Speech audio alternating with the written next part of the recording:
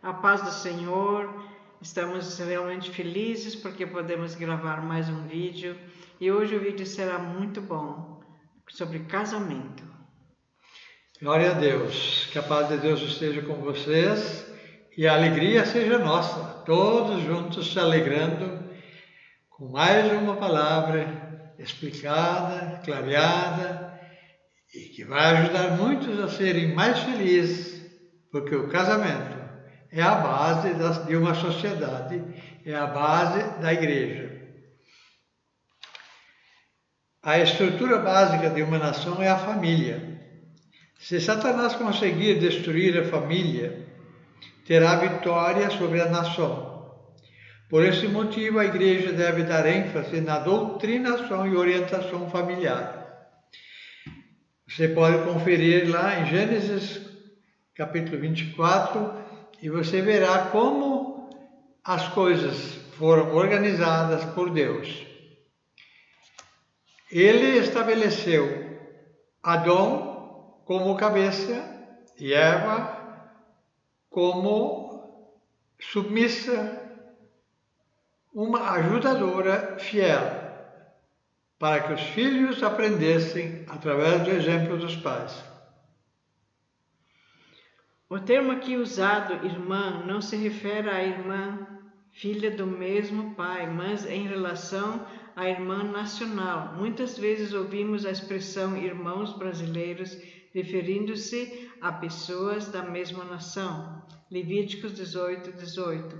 E não tomarás uma mulher juntamente com sua irmã, quer dizer nacional, para fazê-la sua rival, descobrindo a sua nudez diante dela em sua vida, enquanto ela viver. Em Deuteronômios 22, 28 e 29 também podemos ouvir alguma coisa sobre isso. Então aqui está declarando que não convém que o homem tenha duas mulheres para que elas não se tornem rivais.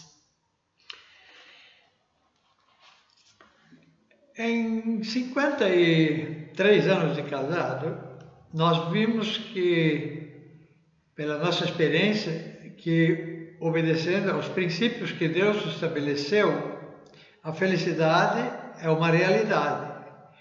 Nós temos realmente experimentado isso.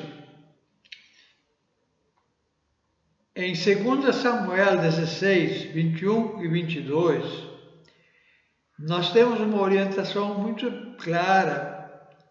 Não há vergonha maior do que ver suas mulheres sendo violentadas em público. Davi pecou e suas mulheres foram expostas publicamente. Deve ter sido um vexame horrível. Devemos consagrar totalmente nossa mente às coisas santas, para que o nosso corpo não seja tentado. Amados, muitos dizem, Davi também pecou. Mas eu duvido que alguém diga, eu também quero passar por uma vergonha tão grande. Por isso, a santidade no casamento é a base da felicidade. A rigidez com que o casamento é tratado por Deus deve nos alertar quanto à gravidade do pecado nesta área. O casamento deve ser entre pessoas da mesma fé e sempre escolher pessoa muito consagrada à leitura da Bíblia, à vida de oração e em boa comunhão com os irmãos mais maduros na fé. Então aqui mostra de que se você vai escolher alguém, um marido, ou se você vai escolher uma esposa, deves cuidar para que ela tenha a mesma fé que você tem, aquela fé maravilhosa no Senhor Jesus, para que tudo dê certo. Já com Deus temos notado que nem tudo é um mar de rosas, mas imagina sem Deus, aí sim que fica bem mais difícil ainda. Esdras escreve muito sobre esse assunto. Ele diz o seguinte, em Esdras capítulo 9, de 9 a 14. Agora, pois, vossas filhas não dareis a seus filhos, e suas filhas não tomareis para vossos filhos, e nunca procurareis sua paz e seu bem, para que sejais fortes e comais o bem da terra, e deixeis por herança vossos filhos para sempre. E depois de tudo o que nos tem sucedido por causa das nossas más obras e da nossa grande culpa, porquanto tu, ó nosso Deus, impediste que fôssemos destruídos por causa da nossa iniquidade, e ainda nos deste um remanescente como este. Tornaremos, pois, agora a violar os teus mandamentos e a aparentar-nos com os povos dessas abominações? Não te indignarias tu assim contra nós, até de todo nos consumir, até que não ficasse remanescente nem quem escape? Essa palavra é muito séria. Verdade. Esdras foi tocado por Deus a escrever esta palavra. O povo de Israel ficou no cativeiro porque não obedeceu às ordens que Deus deu a Moisés.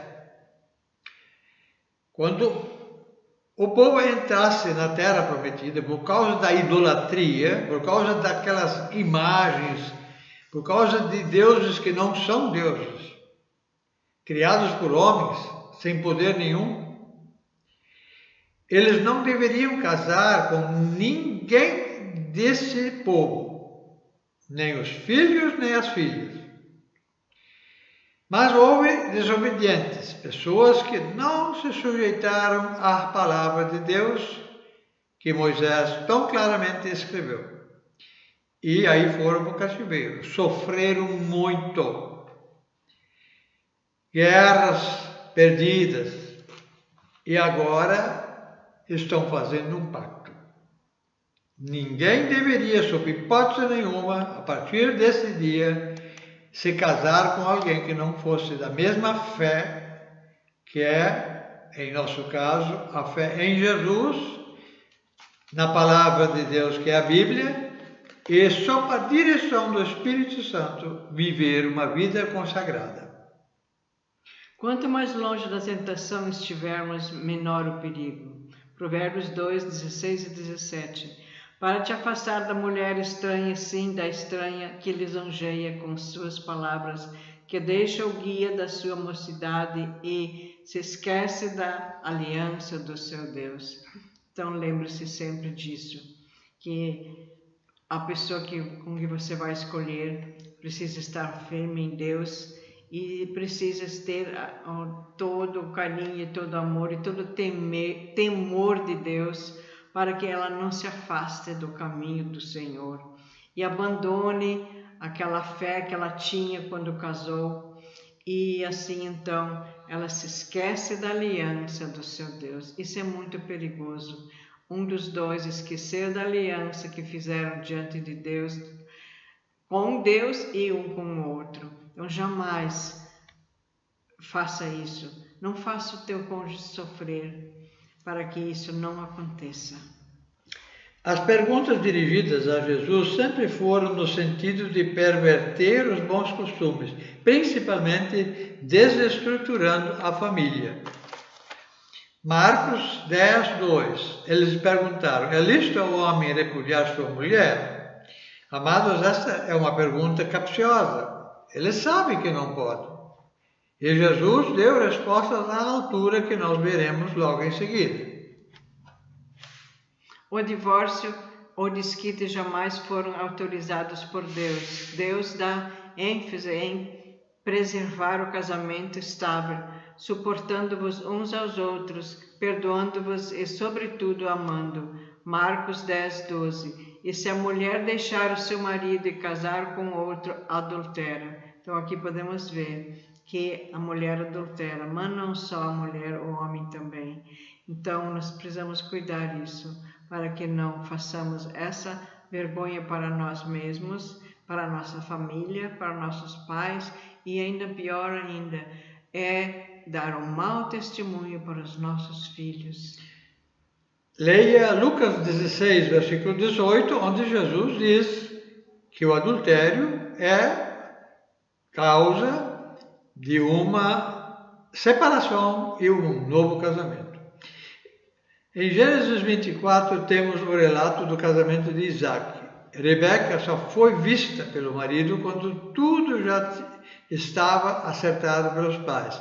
Casamento, para dar certo, deve ser sob consentimento e apoio dos pais, irmãos e da igreja.